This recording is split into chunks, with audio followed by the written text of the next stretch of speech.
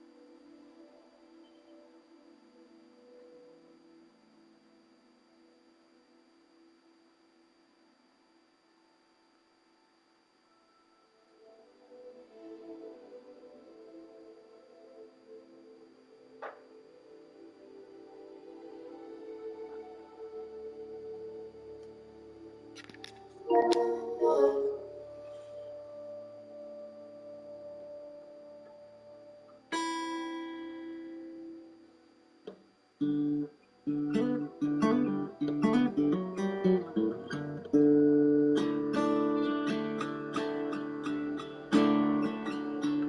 sun's over, the sun is over, this town's cold. The sun's over, this town's cold. The weather people out on the ocean, we are now underneath the sky.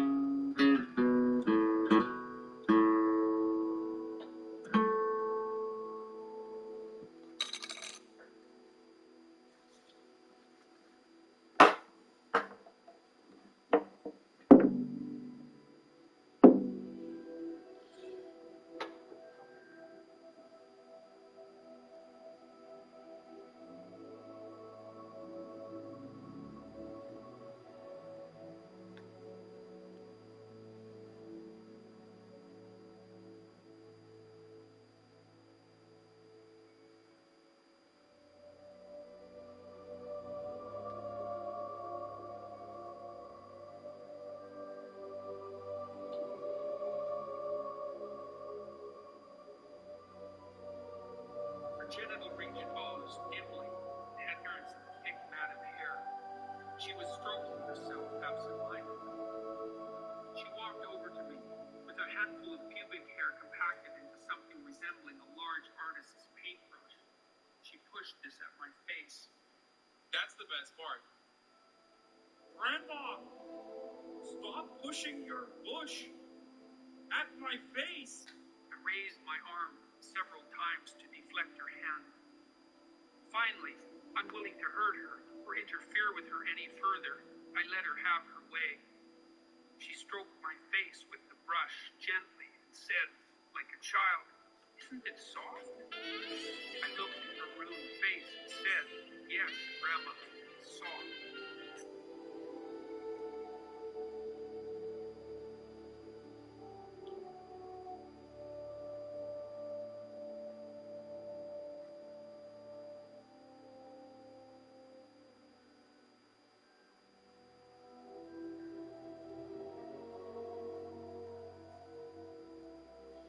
Envy's a cop's worst nightmare.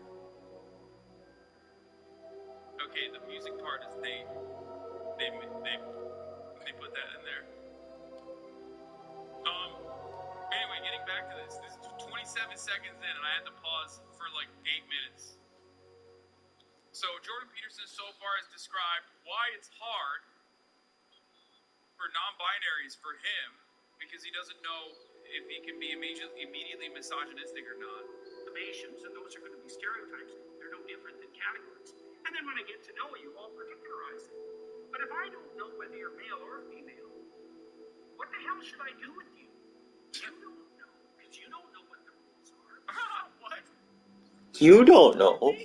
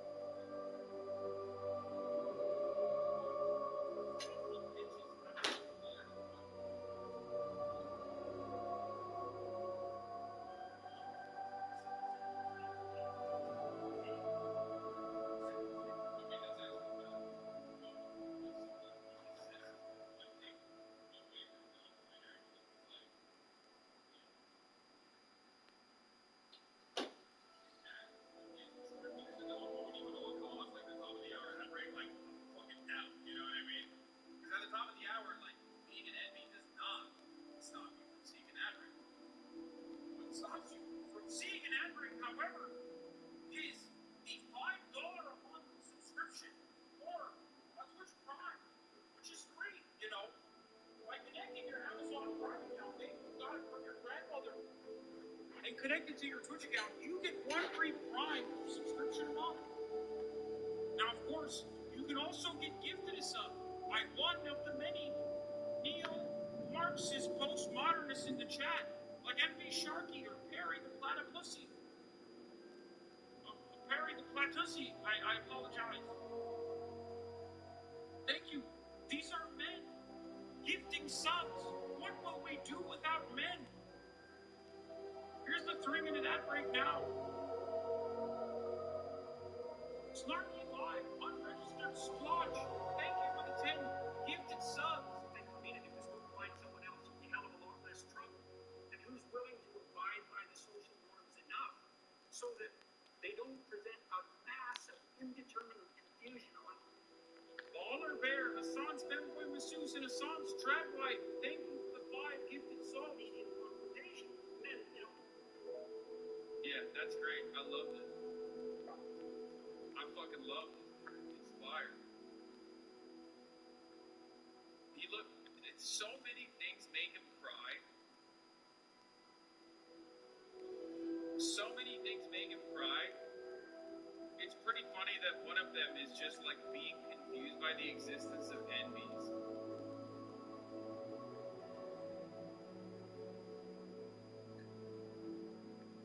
If autistic people could learn the weird rules of social interaction, even though we don't understand it, I think Jordan Peterson is capable of gendering someone properly in spite of his. But also, like, the thing is, ultimately, it doesn't even fucking matter. It's just like someone basically tells you, wait, what? Jordan Peterson wrote about child sexual abuse? Wait, what is this? He wrote a whole book of dark humor poetry that's mostly about children being abused and raped? Wait, what? Where?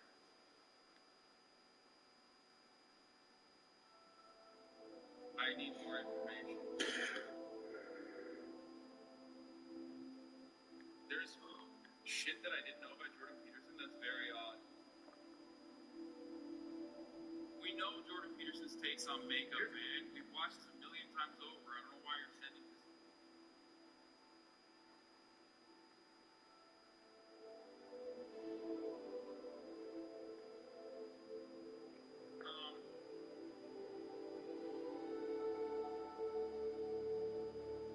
It's like what is very weird about it is that, like, yeah, if you fucking misgender someone, like, they'll just tell you and then you don't do it again. I don't know why that is, like, the most damaging thing that could ever happen. Well, I guess it is damaging if you give a shit about the people that you're potentially misgendering, but also I don't think they give a shit about people that they're misgendering. Like, Jordan Peterson's a complete piece of fucking...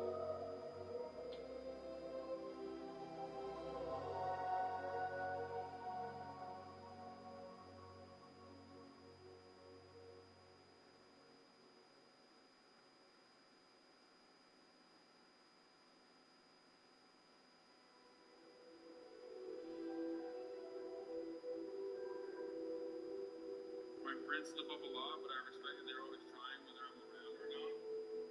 Buy it, you won't. No, I'm not buying Jordan Peterson's weirdo fucking child book.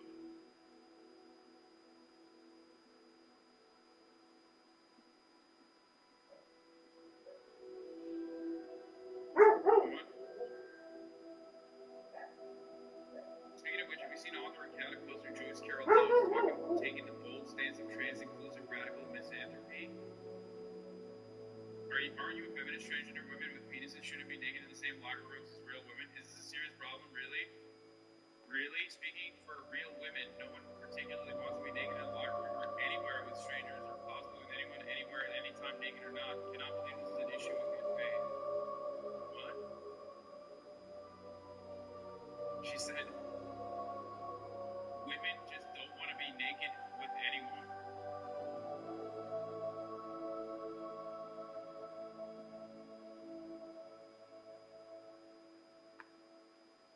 What the fuck is that? These guys, they give up their whole lives and, like, start building these courses in their backyard to do finger pull-ups all day long. And then what they win is...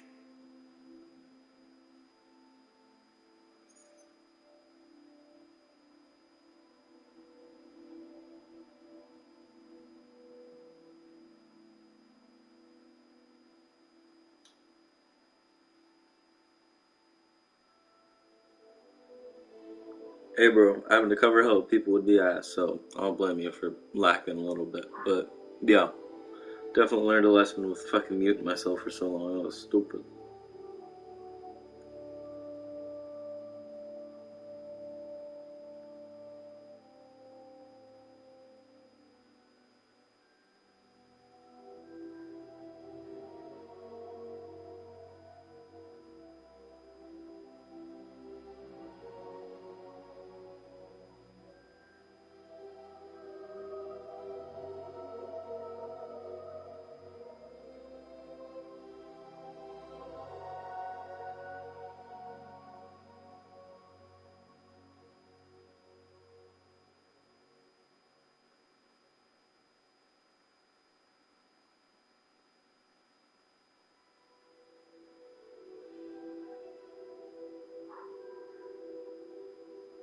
Just like you did it?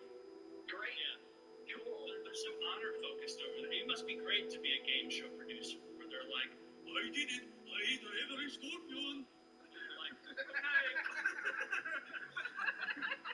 okay. Alright, we're gonna sit back and play some games for a little while because I don't got no motivation to play guitar. And I'm trying to think, and I'm just like, I want to go back and start playing Badano, Badano, Badano, Badano, Badano, Badano, Badano, you know, fucking Folly to Virgie. I want to play it, but I can't. First of all, contributing to being sad, I don't want to contribute to that because that's just a sad song. And I need to reach. I feel stuck, getting stuck in a box, trying to get those. So, could work on Whiskey My Way. But again, that's still, it's expanding the box, but still a country box. I think it's alright, I just need a bit of a break. I've been playing a lot today. Haven't played in a while. Japan.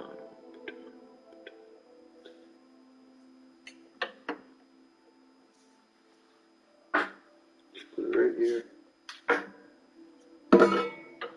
Back before these guys' hands and all this work. Back before these callous hands and all this work, we used to sit up at the flats, acting like we'd live forever, getting high and skipping class.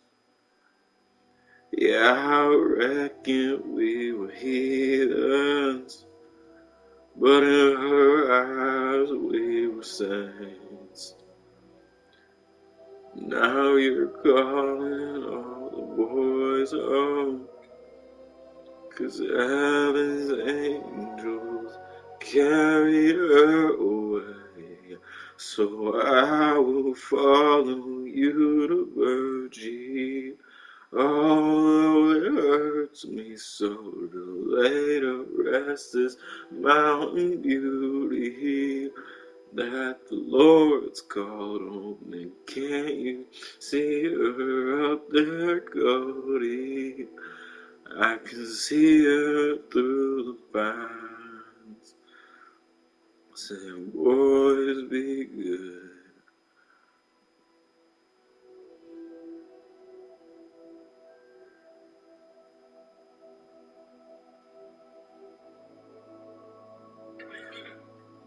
It's a good song, and I think I'm gonna get my voice down better with it too.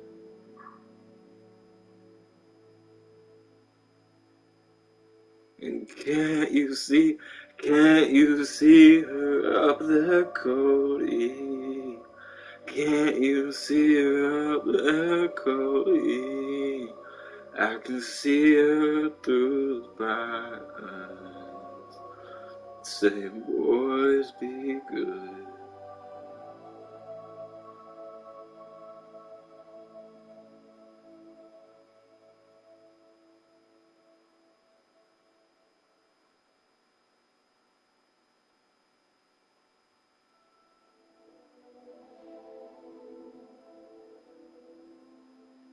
I just love that idea of seeing her through the pines like a ghost. Just a glimpse. Your brain making a figment. I love that idea. See her through the pines.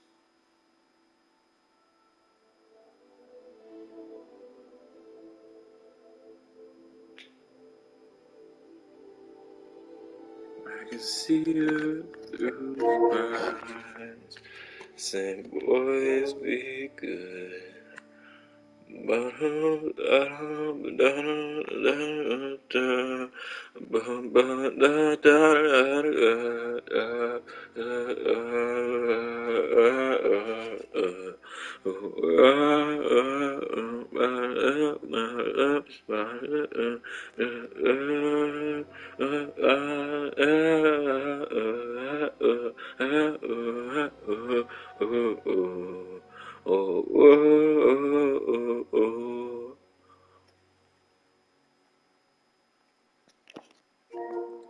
Now I just gotta learn how to do that on guitar instead of with my voice.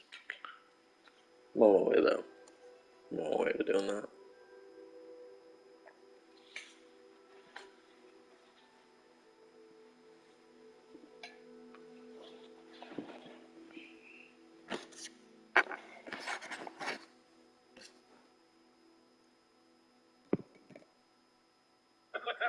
You are the Scorpion King!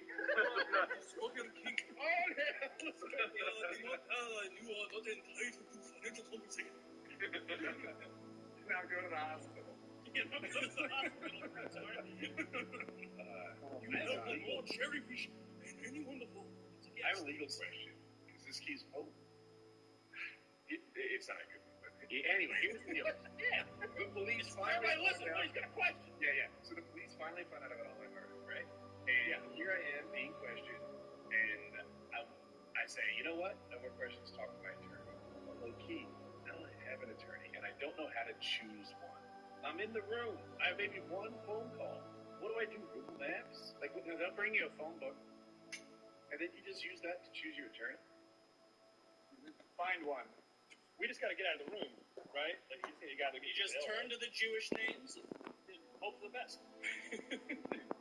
Just don't go to the first one, because that guy's just there because his name starts with A. Yeah, he probably changed it to that. God, I got fucked. I went with Aaron Aronson again. But no, it's yeah. I mean, if you can't get an attorney, they have to stop asking you questions, and you can petition for a court-appointed attorney at that point too. Say, hey, I don't have an attorney. I need an attorney for this. I don't have an attorney. You're under arrest. They can't just keep you without providing that. If you qualify, you can't just lie. Like, well, yeah, the $100,000 thing. I can't afford an attorney though. They're like, okay, well, here's one. No, but if you go through the same process that you get for a public defender, and they'll get an attorney for you if you need to. But otherwise, they'll bring you a phone book and say, here you go, call whatever you want out of this thing. But that's what the other thing, cops. When you invoke your right to remain silent or your right to an attorney, they have to stop interrogating you. But the trick is, not everything they do is an interrogation, right? They can start talking. And the most common thing they'll do is talk to their friend next to you about whatever, to try and coax you into saying something about, like, to correcting them. No, that's not what happened. And then the interrogation can continue because now you've injected yourself into the conversation. So that's the hardest thing for people to say. I'm shutting up. I want to talk to my attorney, nothing else. And then they just don't. Like, they sit there and they're like, no, I mean, he had it coming. But yeah, they have to give you the opportunity to get an attorney. You don't have to pre-have an attorney, although you should. Like, if you're a gun owner, for example, you should have an attorney that you know deals with those types of things. That you can call if you get arrested for something, especially like a self-defense shooting or something like that, or your gun gets confiscated, you're at a bar, you're involved in a bar fight, and they're like, oh, you can't have this at the bar. Whatever it is, you should have an attorney who's familiar with those issues as a gun owner, because it will help you rather than calling up the guy in the phone book, right? Like, you don't want that guy. You want the guy who knows what he's doing. And it won't cost you a ton to just go to a guy's law office and get his card. You don't have to have a retainer. You just have to figure out who the guy is and have his business card in your wallet. It seems like bullshit that public defenders aren't available for wealthy people. Like, firemen are available for wealthy people. They don't say, you know what, you could afford a fireman, therefore we're going to charge you. They don't say that about police. They don't have toll roads that ask for your 1040s and say only wealthy people have to pay these tolls. There are very few government services where they restrict them from you, where they say you can't have this because you could buy it privately. Public defenders are the equivalent of welfare.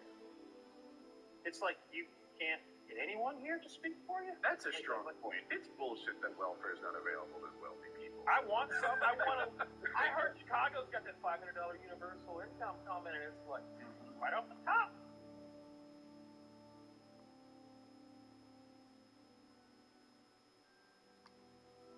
Huh? 500 smackers.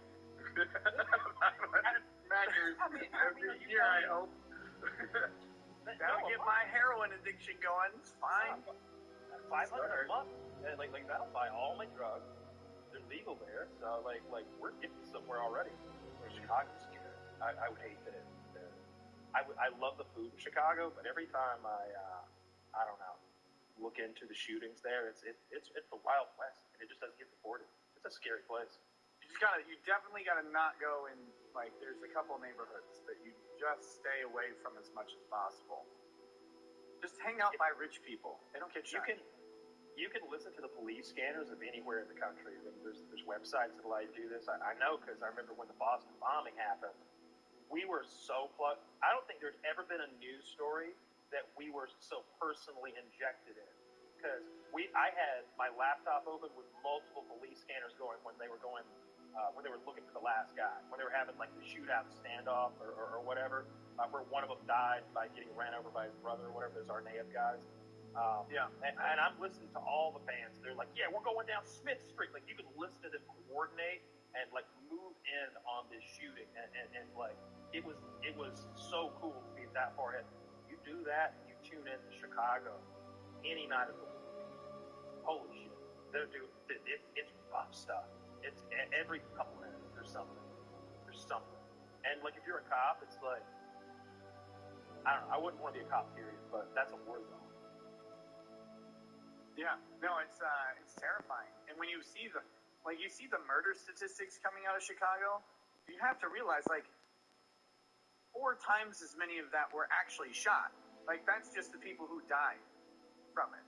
Like because when you look at gun crime throughout the country and you look at the amount of gun murders versus the amount of like gun assaults, it's massively higher. And so you think about that and you're like, if you were just in South Chicago for the night, threw the mic out, all you just hear is pop, pop, pop, pop, pop, pop. Every couple minutes. Ugh, what a mess. Is it that bad? Is the shooting in Chicago really that extreme? I so many times I question what I'm seeing on the news and I don't know what the score is. Like you can watch Fox News and they'll tell you the city of Chicago, the city of New York, they smell like urine and poop. The subways in New York are covered with human excrement, and it's this big mess, and the whole thing is terrible. And like that's big New York. It's not like that. I think the U.S. is already at around 50 or 55 or 65 mass shootings. That's more than we've had days a year. What's a mass shooting? Exactly. Now look, I don't like it when they call any time. Do you know the exact criteria?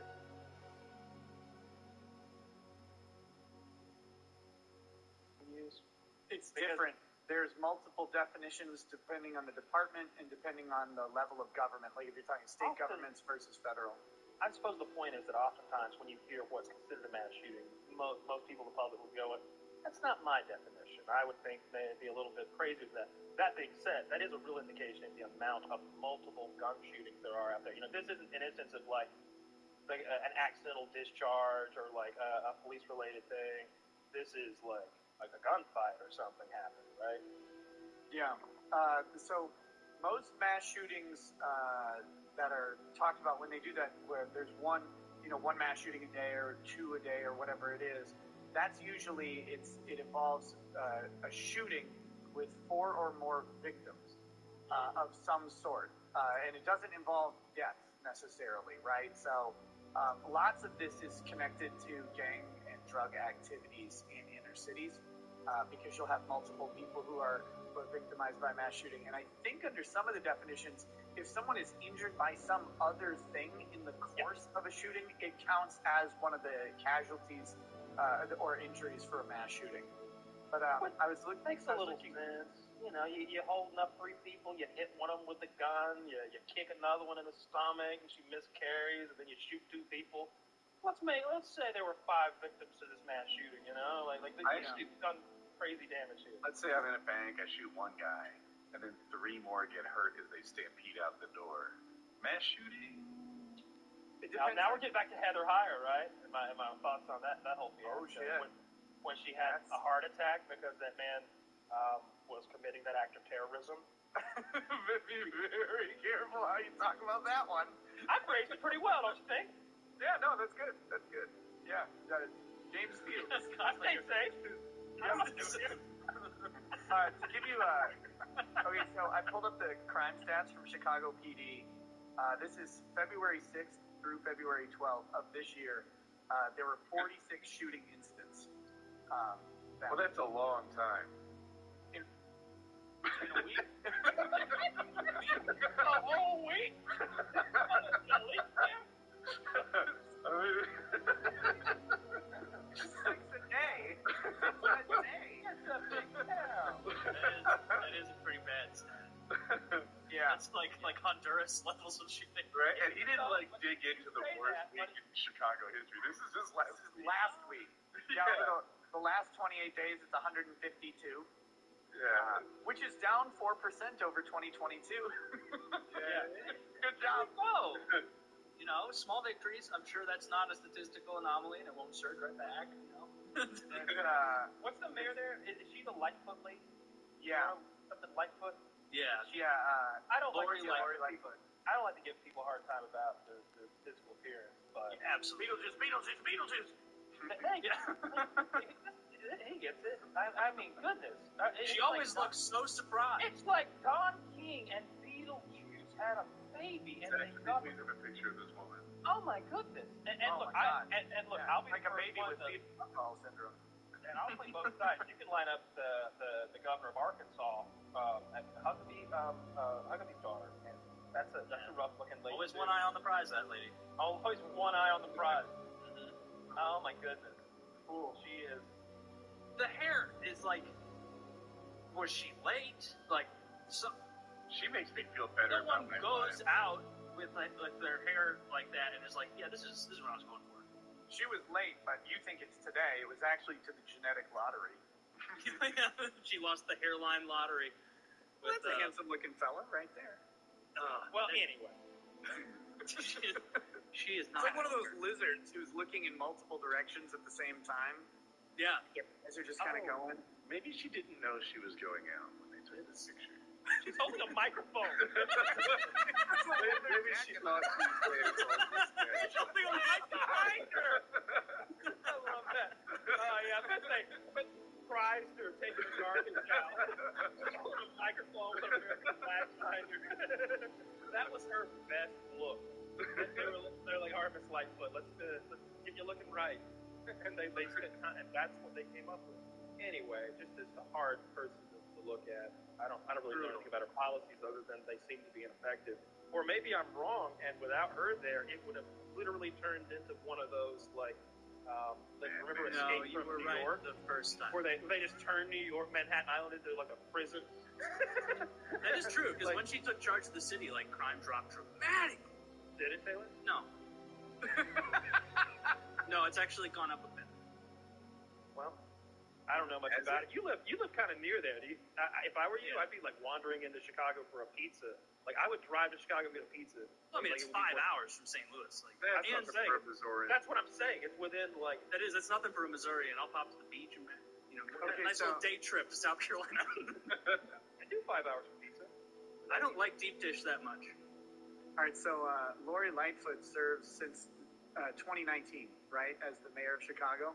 Okay. So this crime statistics page, it has the percentage change over the past, last year, 2 years ago, 3 years ago, 4 years ago. So she takes office 4 years ago. Gun shooting incidents in Chicago are up only 58% since then. Just the 58% though. 58. That's like an F. It's not that bad. It's not like 100%. That would be an A+ in film. You'd think she would have found a way to like view the stats from a different angle or something. Like not exactly cook the book, but maybe just redefine certain crimes as other crimes and like cook the stats a little. I think they already do that, right? And maybe they're doing that and still there's a 50% uptick. I don't know. It's scary. Total crime is up 66%. The best one though is motor vehicle theft, which is up only 283% since she took office. Jesus Christ. Is she like holding like, stay in your homes, everyone, it's criminal party hour? Like, I was your gonna top say, three. you guys are looking at this from the wrong angle. As the cuck liberal in the group, you're forgetting how many free cars are in Chicago now, right? You're looking at it like a victim. Man up, get yourself a car. Just steal one. Just right there. It's like those scooters. It's that new city scooter program. Just open a car and you turn it on, you take it. And you leave it where you go. Use someone else's credit card to pay for it. Put it in the slot. Mm-hmm. That's the future of commerce. All stealing. Everything is stealing. And your wealth will be decided by agility and speed rather than hard work and intuitiveness. Yeah, like the old days of the cavemen. Whoever threw the rock the best probably got the most pussy. You think so? Yeah, because he would have killed this competition with this good rock throwing.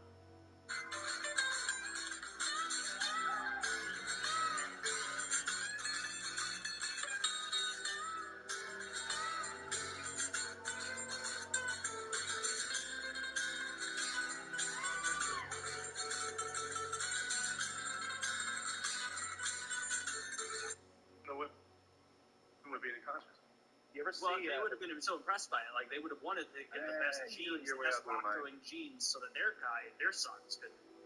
Yeah, your way doesn't need an attorney. No, my way doesn't need an attorney. Well, probably probably still does. I love how, like, within just a little bit of having Nick on, he's like, oh, you just have, like, a stats page pulled up. The way we do things here is, like, that doesn't sound right, but, buddy. Hey, I'm giving that the old sniff test. No, I'm not looking into it. No, I won't do it. Yeah, there's another monitor right here. I will not Google it. It doesn't sound right to me.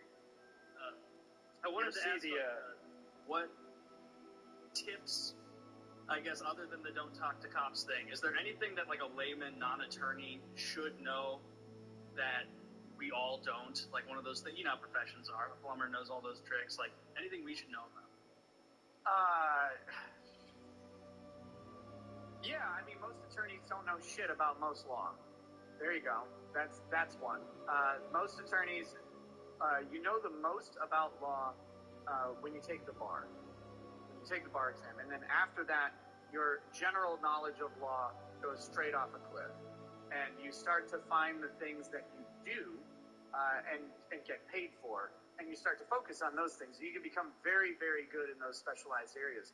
But that's why you like, oh, my brother's an attorney, and he's like a tax attorney or like a corporate in-house counsel for press. Like, it's like, okay, well, that guy's going to be useless if you're getting a divorce. Like, you don't want that guy at all. You want to go to your specialization. I think people really underestimate how broad law gets. And the amount of reading and research that you need to do to become extremely competent in a field is way out there. I mean, I know we're recording this, but tonight I'm going live. I'm being sued right now. Oh, shit. What's going on? It's a long story, but it involves this weirdo named Montegraph, who's been kind of plaguing my channel for what was like 3 years ago. I did an interview with Mr. Medicare because Montegraph was suing this other guy named Jake Morfinos for defamation. And so we were just laughing at his lawsuit, and then I get a phone call from this Montegraph guy, like, to talk to me about my interview with Medicare, and he was really pissed off, and so I was like, okay, you're stupid. And I didn't think anything of it. Well, then he starts, like, making memes about me, and he's like, I'm part of the Sweaty Sausage Squad or whatever. Look, I don't know, man. He's a weird guy, and he does this, and so I start looking into him, and Medicare had been talking to me about it. He was an independent film producer, and he produced this one movie called The Umbrella Man, and not to be confused with that Umbrella Guy, but The Umbrella Man was a fictional snuff film involving like a minor girl and all this stuff. And then he had this other video where he was like sexually assaulting a melon, which is weird. He redid the 2 Girls 1 Cup video with a Barbie and a big pile of chocolate yogurt and stuff. And it's this really strange guy. Okay. And he was like throwing all these memes and making videos. He's like, I'm going to make you famous, Nikki. And I'm like, oh, all right. Like, I'm on YouTube. Let's make it happen. That's what I'm going for. Yeah, you're looking for views. And then he just disappeared after a while. I was like, okay. Well, then come to October of last year, I get kicked off of YouTube completely. My channel gets deleted for 3 days. And he pops up in my Rumble chat talking about how he's the reason I got canceled and all this stuff, which wasn't true. I can tell you exactly why. It was an activist who I pissed off who got me canceled from YouTube. But he was claiming victory for it and all this stuff. And so I just started making fun of him. And now I'm being sued for making fun of him live on air when he came to my chat to talk a bunch of shit. I was talking shit right back.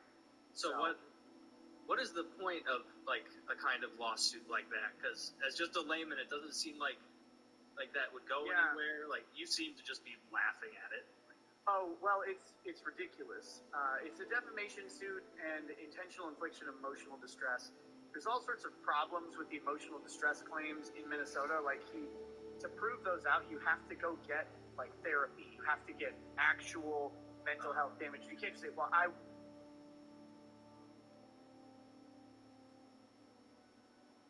was distressed. I missed a day of work. That's not how you prove that out. Sure. And he doesn't seem to have anything like that. I guess that could change if the suit goes on. But the defamation claims, it's loss of reputation. Typically, that's associated with loss of income, like you get fired from a job or you miss out on a contract that you would have otherwise gotten. he hasn't really alleged anything like that. He just alleges generally lost income. But hypothetically, if me saying, hey, this guy was on YouTube having sex with a honeydew melon, and that caused him to not get a job with like a produce company or something, I guess he could claim damages that way. But the reason I bring up this thing in this subject very specifically is not just shameless self-promotion, but I could have fought this thing on my own. Like, I know how to fight a defamation case, but I'm not like a specialist. I'm just an asshole. And so I hired Mark Randazza, who's one of the premier defamation defense attorneys in the country. And he filed our motion to dismiss yesterday, and I'll be talking about it tonight. And when you read this motion to dismiss, it has extremely elaborate and intricate legal arguments I would have no concept of making. Like, the amount of research I would have to do to get to what their basic plan seems to be is monumental. It would have taken me, dozens and dozens of hours Well, to even come up with how many hours it took. Yeah. And Attorneys are great about that. He sent me the bill for it, and it's not little. It's not little at all. No, best in the country. I bet that's a premium. It's not cheap. But yeah, the crazy thing is, the funny thing to me is that now Montegraff's lawyer is, because I have a feeling he's never done a defamation case, and if he has done one, it's not like this. I know his lawyer, actually. He's a lawyer in my town that he hired, and I know him, and they typically do workers' comp claims. But the legal argument that just got dropped in his lap that he's going to have to research is going to cost Montegraff a fortune, which is hilarious to me. It's great. It's like, okay, let's see you pay for that one, Monty, because my lawyer had that idea, I think, because he knows this area of law so well.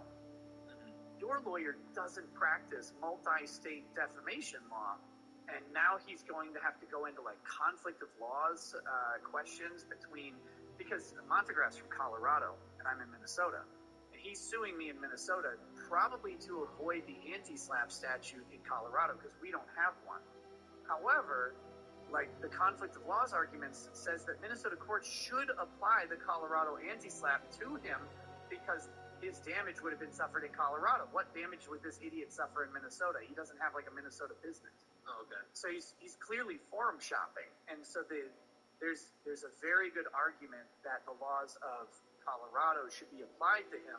And now his attorney, who's a Minnesota attorney, is going to be trying to argue conflict of laws and that Minnesota state law should apply to keep the lawsuit even alive at this point. Otherwise, it'll get dismissed and I'll get awarded fees, and that would be catastrophic for Montegraff. But if you just hire some guy out of the book here in Minnesota, if I would have just gone to anybody who doesn't specialize in defamation cases, and specifically nation.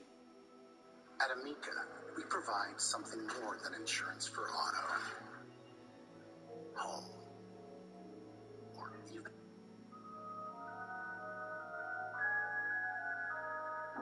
Hey everyone, welcome to another installment of Harry Potter Theory. Today, we're going to be discussing why elves are, house elves, despite possessing pretty powerful magical abilities. As you may recall, elves and the concept of house elves are introduced in the Chamber of Secrets when Harry meets Dobby, the resident house elf of Draco Malfoy's family and the family's home, Malfoy Manor. Through this introduction, we discover that the upper class of the wizarding world all seem to own house elves. Elves who are magically bound to serve their masters and work in servitude for well-to-do wizarding families without compensation.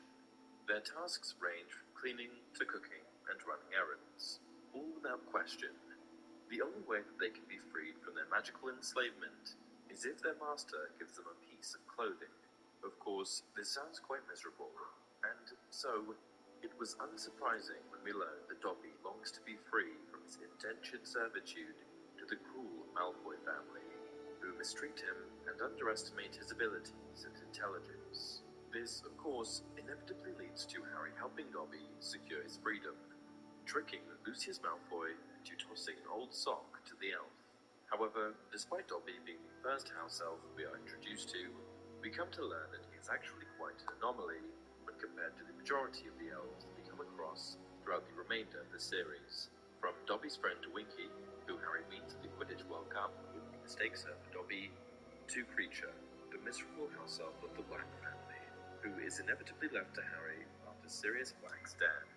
Through these and other elves that we are introduced to throughout Harry Potter, we are led to believe that most house elves actually enjoy their enslavement. In fact, Winky, after being released from service with her family, goes into a severe depression.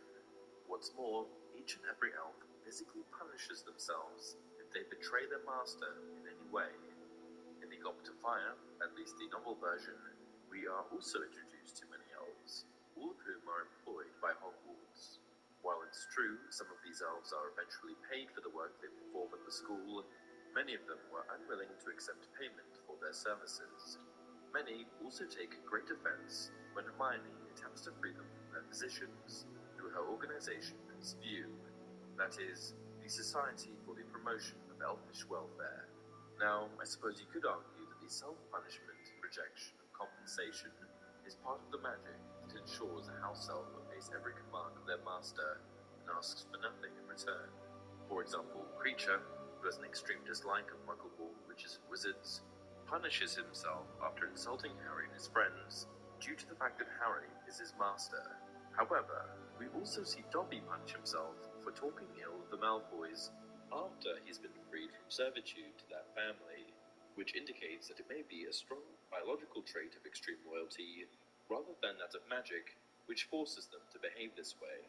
Speaking of magic, you may be wondering, what is it about elven magic specifically that makes house elves as formidable as I'm suggesting? Well, first of all, elven magic is quite different from wizard magic. To perform it, elves require no wands and no incantations. They seem to simply have the ability to cast their magic at will, and it's often more advanced than that of wizard kind, which is something that Harry himself notes at one point. For example, they are able to use their magic in places that witches and wizards are unable to. They can operate from place to place, including into areas that are heavily fortified by magic to prevent such a thing.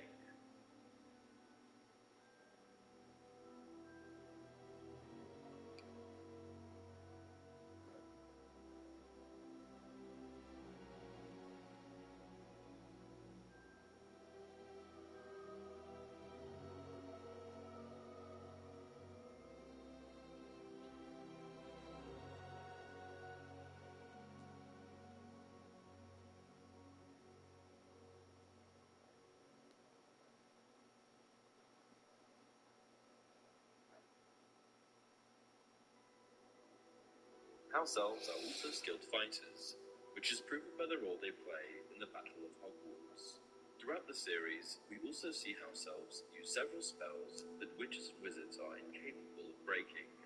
On the whole, elven magic and elves' ability to perform that magic seems quite superior to most of the power wielded by humans within the wizarding world.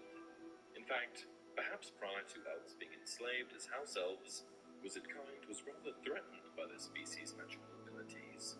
This does provide a rather strong motivator to attempt to suppress and harness elfish power for their own gain. Anyway, while all of this gives us a good insight into how the disposition of elves seems ideal for servitude and why witches and wizards may have enslaved the species in the first place, it does not explain how wizard kind managed to become and remain the masters of this powerful species. Well, as it happens, I have a few theories. The first theory I've heard from fans is one I'm not too keen on myself. Some people have suggested that elves are a creation of wizard kind, made with magic for the express purpose of serving a magical high society. I'm pretty quick to disregard this theory for a few simple reasons. Number one, elves are common throughout all kinds of magical lore. If J.K. Rowling was going to create a magical wizard-made creature for the wizarding world, I don't believe she would have chosen a species so well known throughout other works of fantasy and fiction. The second and final reason is that if elves were created by wizards, I don't believe they would have created a species with such personality.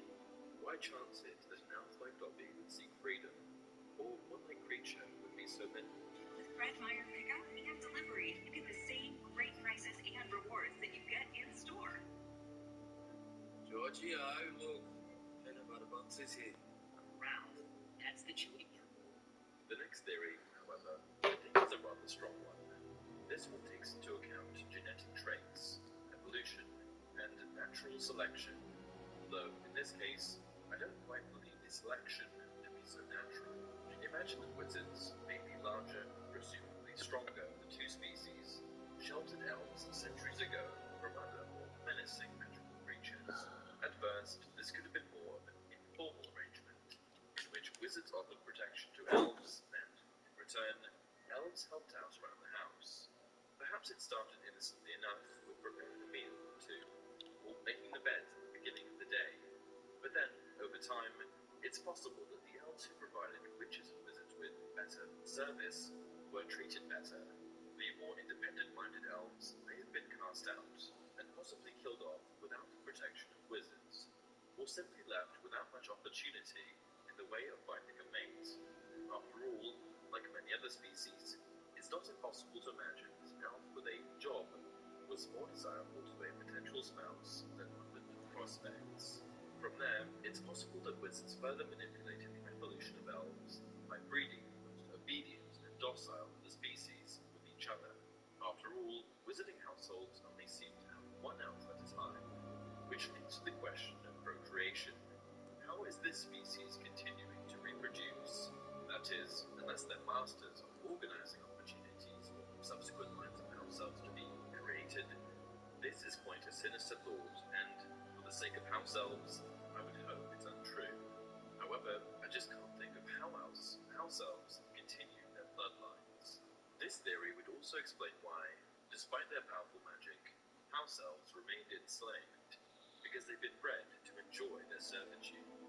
That said, one flaw I find in this theory is that for a house elf like Dobby, who did not enjoy being enslaved, why wasn't he able to break out of bondage? He did not like serving the Malfoys, and he is powerful. So why wasn't he able to break free using his own magic?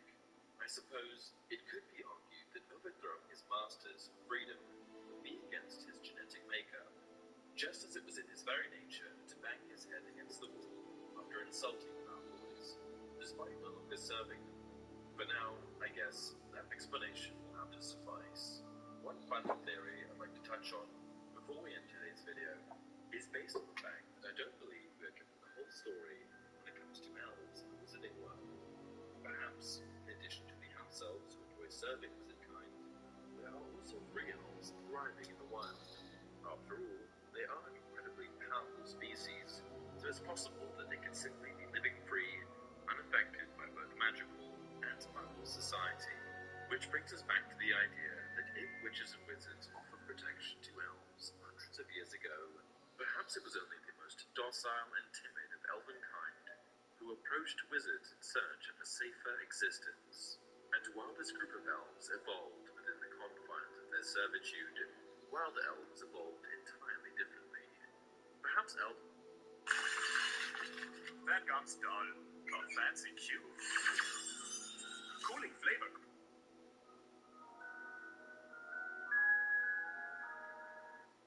Before we start this video, I noticed that only 15% of you are subscribed, so if you enjoy the content, please hit the subscribe button. Hey everyone, welcome to another installment of Harry Potter. In this video, we're going to be discussing the history of the 3 unforgivable curses. We will be touching on where they came from, what they are, why they are considered to be unforgivable, and whether or not you are able to cast them on Burley. Let's kick things off with a quote from Alistair Moody, actually Barty Crouch Jr., in Chapter 14, Goblet of Fire. Now, those 3 curses, Avada Kedavra, Imperius, and Cruciatus, are known as the unforgivable curses. The use of any one of them, valid human being, is enough to earn a life sentence in Azkaban. That's what you're up against. That's what I've got to teach you to fight. You need preparing. You need armor. But most of all, you need to practice constant, never-ceasing vigilance. Get out your quills. Copy this down. The first thing that you need to know is that the unforgivable curses are 3 of the most powerful and sinister spells known to the wizarding world. They are tools of the dark arts and generally only used by the darkest and most sadistic witches and wizards. Let's start by taking a look at each of the 3 unforgivable curses. Number 1, the Imperious Curse. The first unforgivable curse in this list is the Imperious Curse, or Imperial. Imperial comes from the Latin imperium, which means I command. Imperial is most often used by dark witches and wizards, and when it is cast on a victim, they are forced to perform the unquestioned bidding of the caster. Being under the control of the spell is said to be like experiencing a wonderful release from any sense of responsibility, making the victim extremely susceptible to any sort of influence of the caster. Because of this adopted carefree attitude, the victim is inclined to carry out tasks with the caster without any sort of moral compass or awareness of the caster's intentions or desires. While under the Imperious Curse, Harry experienced the following. It was the most wonderful feeling. Harry felt a floating sensation as every thought and worry in his head was wiped gently away, leaving nothing but a vague, untraceable happiness. He stood there feeling immensely relaxed, only dimly aware of everyone watching. Number 2, the Cruciatus Curse. The second unforgivable curse in the list is the Cruciatus Curse, otherwise known as Crucio. Crucio literally translates to I torture in Latin, so you can already begin to get an idea of what this spell does. Crucio is most often used by dark witches and wizards, and the known proponent of Crucio is Bellatrix Lestrange, who used it to torture Alice and Frank Longbottom. When cast, Crucio inflicts excruciating pain on the victim. Pain so excruciating that it is considered to be torturous. Casting Crucio is said to require a one-hand incantation, and its effects are said to vary depending on the caster's desires and emotions. To produce the excruciating pain implied by the name, the caster must despise the victim and enjoy causing pain. Harry Potter, after Crucio was cast on him, described it as feeling like his head was being split open while having his bones set on fire. Number 3, Avada Kedavra. The third and most life-threatening curse on the list is, of course, the Killing Curse, otherwise known as Avada Kedavra. Avada Kedavra's purpose is simple. It causes the victim to instantly die. If you want to kill your victim, then this is the spell to use. Lord Voldemort is a proponent of the spell, which creates a blindingly intense green bolt of light right before the victim simply drops dead. There are 2 theories for how they die. The first claiming that the victim's internal organs cease to function after being struck, and the second claiming that the soul of the victim is magically ripped from their body. The 3 curses are called unforgivable because of their sadistic nature. The spells were deemed too powerful and sadistic to be freely usable.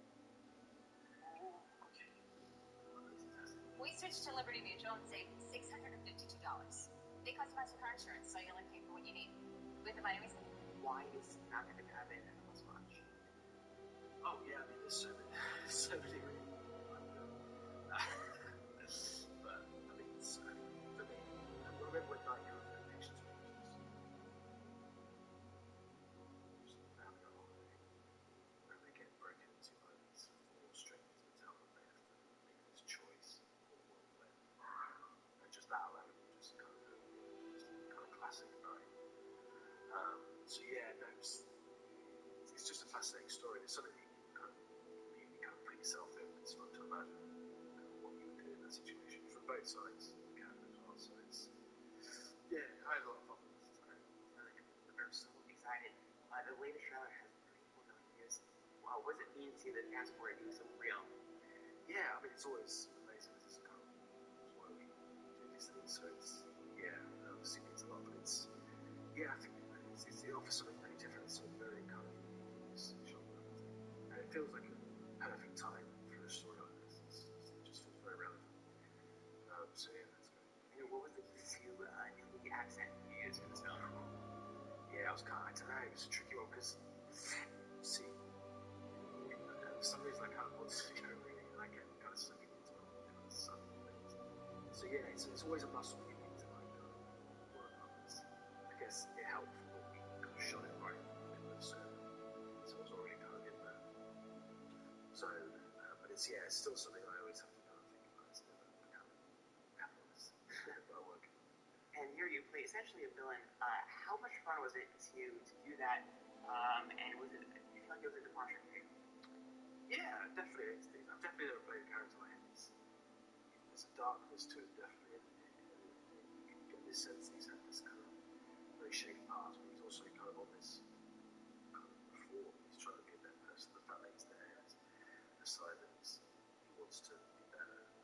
So yeah, there's a lot of things in play. They kind of add in this awful situations.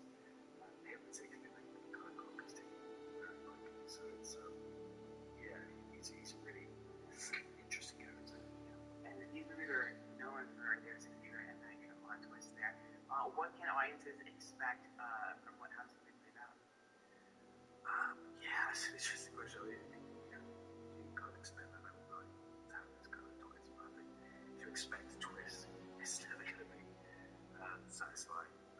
I think, yeah, I mean, just go along the ride. I mean, it's a real journey, and it's interesting because it's always one location. It's kind of, so it adds so many kind of different things to it. So it's just so much fun. And we love everything, every story you tell about your daughter.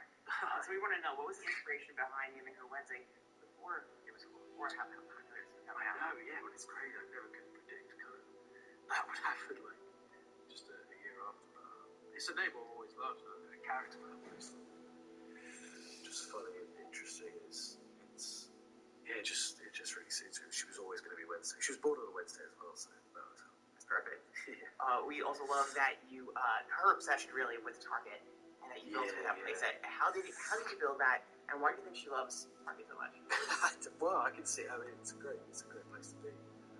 But yeah, no. I mean, building was pretty simple. Really, it's just a bit of red paint and some stickers, and I kind of repurposed a supermarket that I already have. But she loves it. She loves Target. She's here with me while I'm in New York, and definitely go to Target from it today. What is your magical place? It is. It's kind of anything can happen in Target. We don't have anything like that here, so it's yeah, big fan. So cool. So when does she get to watch Harry Potter? Yeah, well, I don't know. She's seen clips of it. I showed her kind of a few scenes. She's into like magic and like dragons and things. So I've showed her a few things like that. It has blown her mind. Like seeing her dad do a spell. Obviously, she thinks it's real. So yeah, no. Later, I think, when she's kind of a bit older, I'll introduce them to her. But I think it'll be fun. Yeah, it'll be really exciting. I know you recently teased if you're going to return to the franchise. Have there been any conversations surrounding that? No, not at all.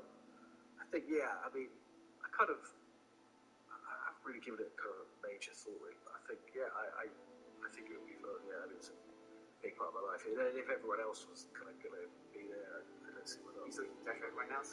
Yeah, definitely. Yeah, I mean, we spent so much time with each other. We kind of experienced this very unique thing that only us really kind of understand. So we'll always have that kind of link. Yeah.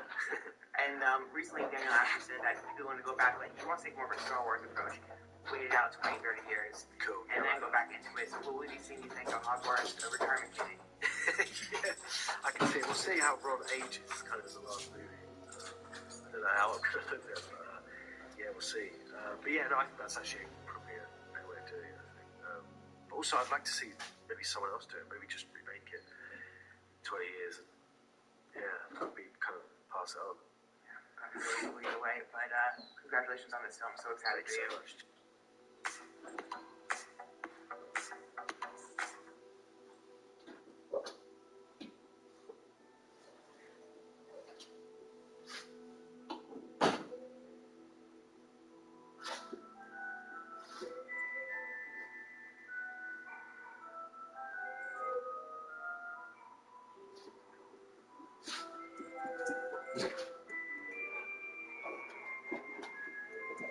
Perfect.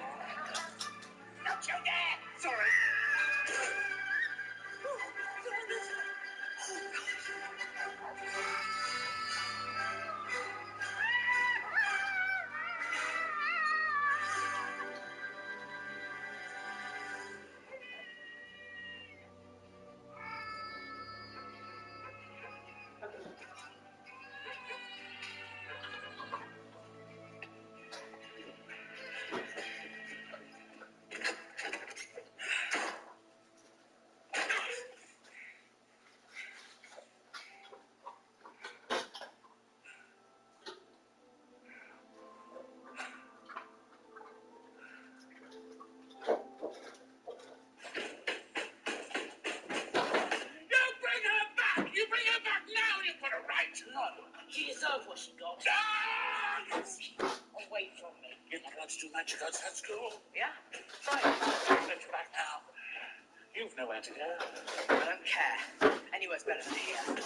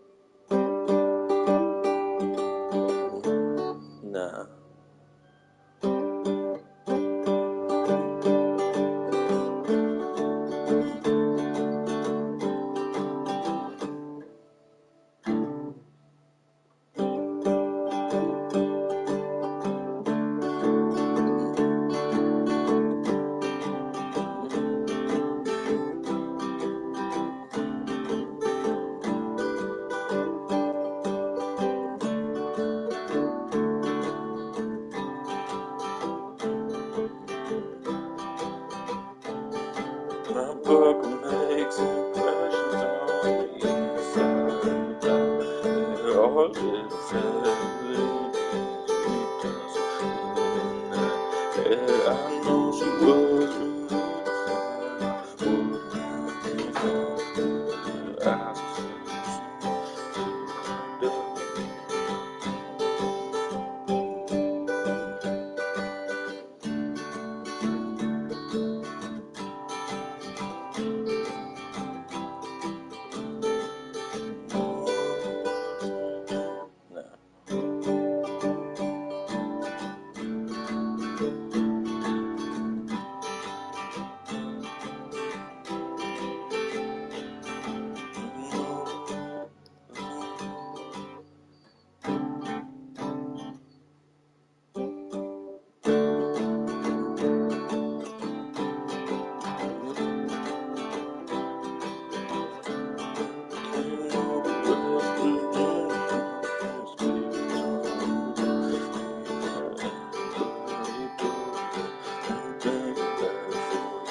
I said several people won't let me, several people try, but tonight it ain't I could.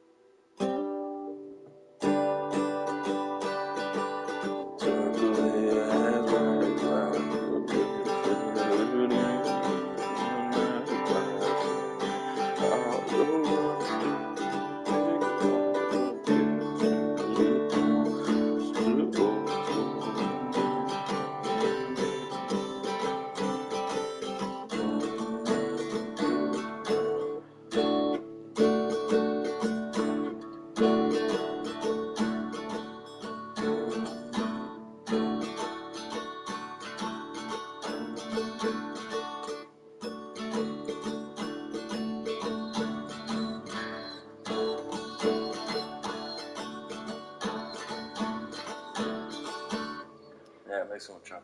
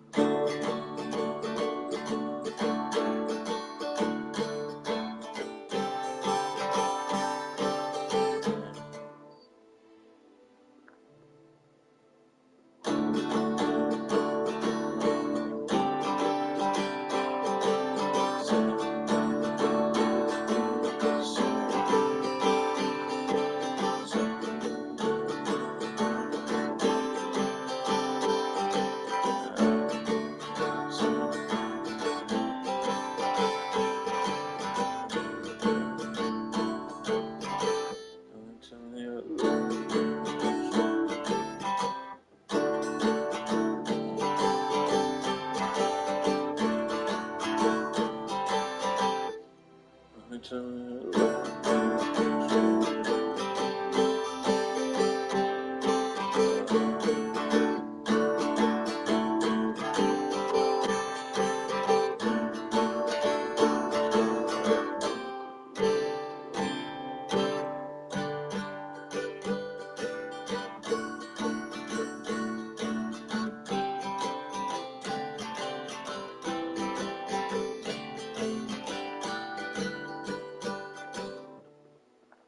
run it from the top.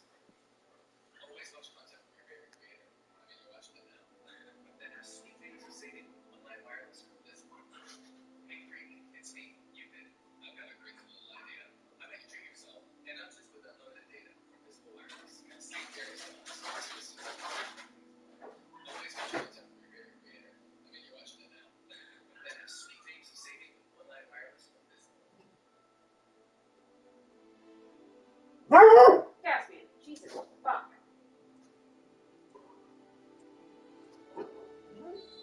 Ew. We're not gonna do this. Caspian. Knock it off.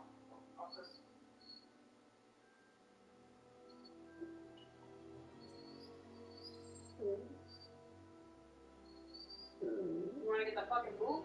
That's how you use the boot. I wanted the boys to roast me. I only gave them an hour's notice. Welcome to hell, sweetheart. Did you hear they're making Indiana an honorary TikTok F-boy? That's my default.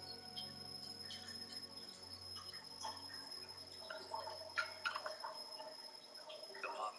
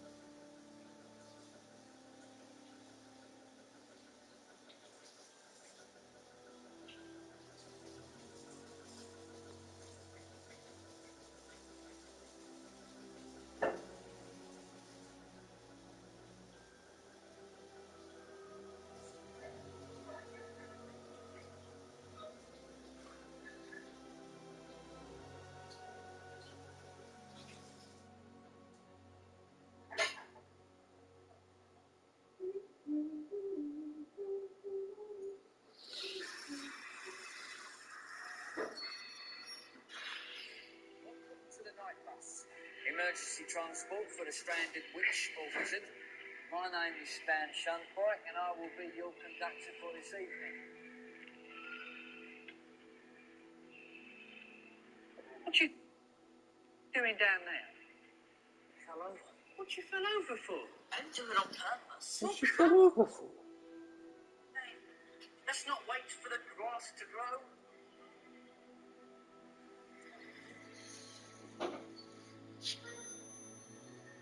What you looking at?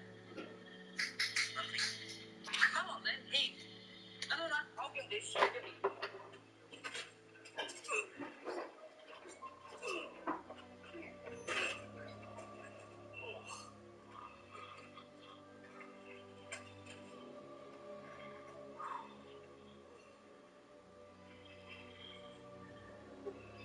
Come on, move on.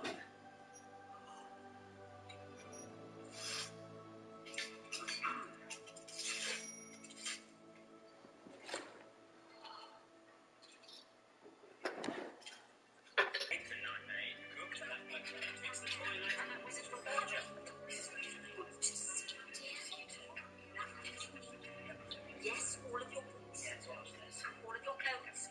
Cool. Harry Potter, Mr. Weasley. Harry, what if I might have a word? Yeah, sure. Money. Looking forward to a new term? Yeah, sure.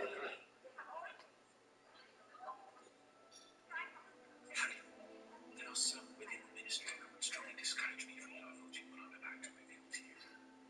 But I think that you need to know the facts. You are in danger. Grave danger.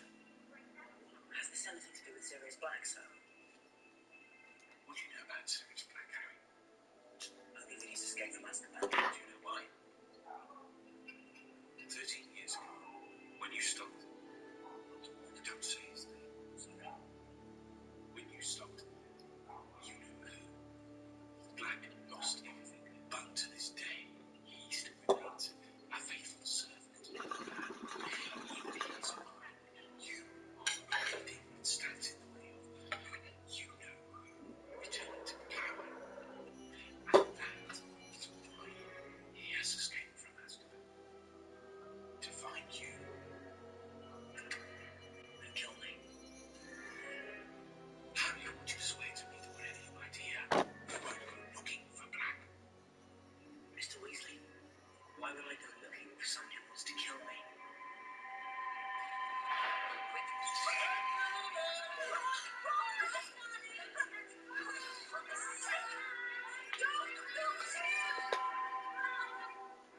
As you have to tomorrow, I just lost control.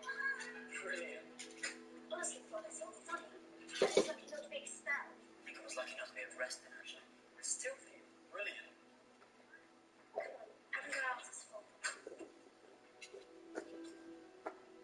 Usually matters. Professor R.J. Lincoln. You know everything. How is it she knows everything? It's in a suitcase, Ronald. Do you think he's really asleep? Seems to be. Why? I've got to tell you something.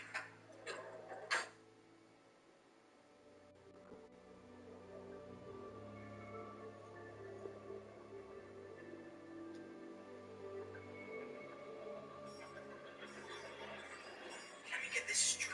Sirius Black has escaped from Azkaban to come after you. They'll catch Black one day. I mean, everyone's looking for him. Sure. Except no one's ever broken out of Azkaban before. He's a murderous raving lunatic. Thanks, Ron. Why are we stopping? Can't be there yet.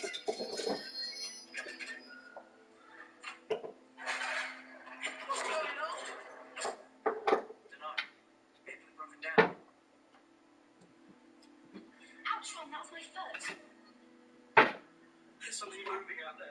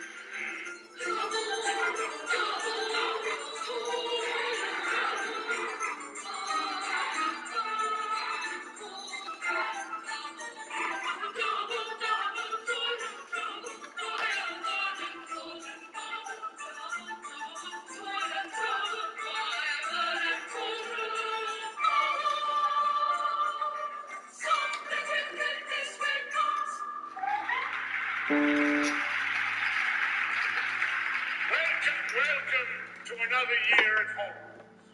Now, I'd like to say a few words before we all become too befuddled by our excellent feast. First, I'm pleased to welcome Professor R.J. Lupin, who has kindly consented to fill the post of Defense Against the Dark Arts teacher. Good luck, Professor.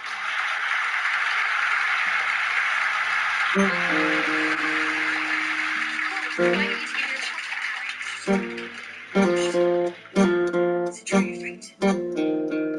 You actually fainted. Shove off my forehead. Just forget it. Has decided to retire in order to spend more time with his remaining limbs.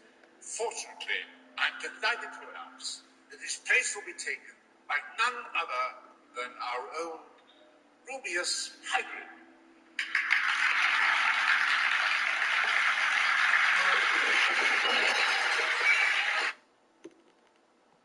You actually fainted. Shove off. The post of Defense Against the Dark Arts teacher. Good luck, Professor.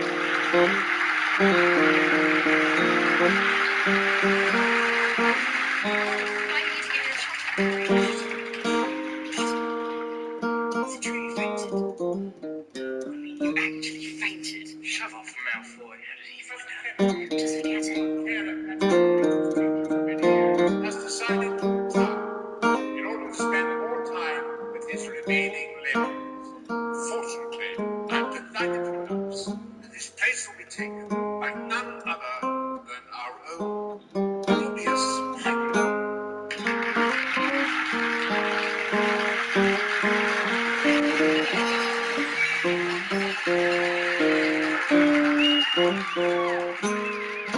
Finally, one more describing note.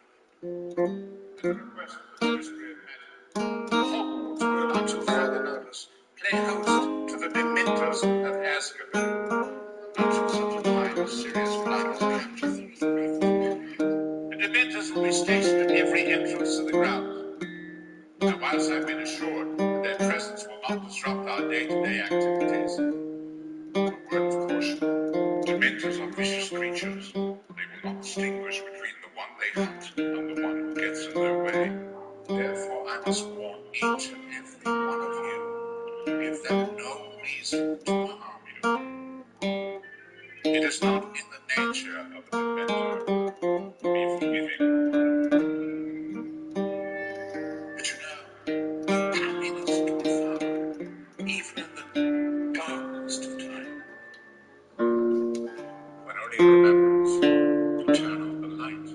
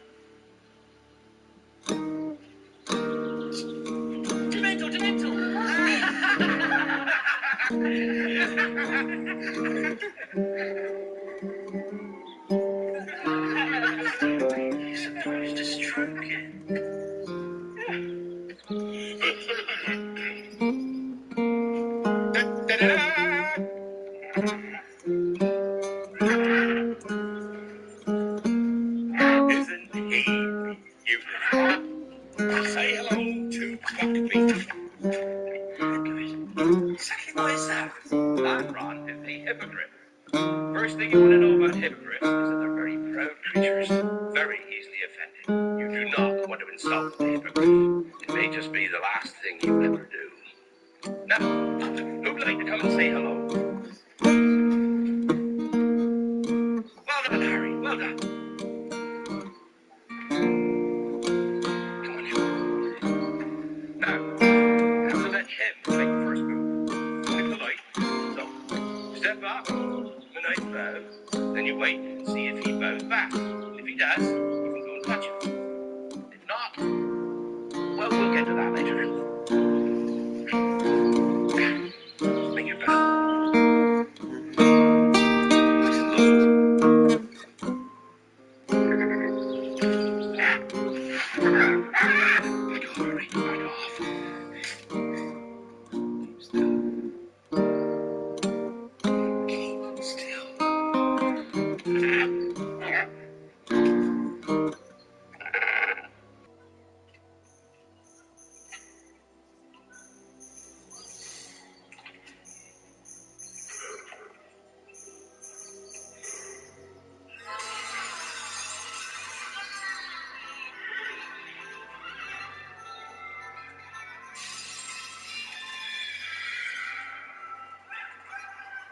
Does it hurt terribly, Drake?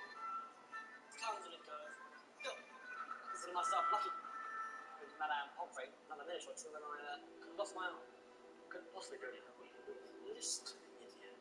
He's really laying it on thick, isn't he? Please. It's Hagrid to get fired. Yeah, but I hear Draco's father's furious. We haven't had the end of this. He's inside! No! Sirius Black! Dufftown? It's not far from here. You don't think he comes to Hogwarts? Do you? Dementors at every entrance. Dementors. Alright, gonna go with her. Who's to say he won't do it again? That's right.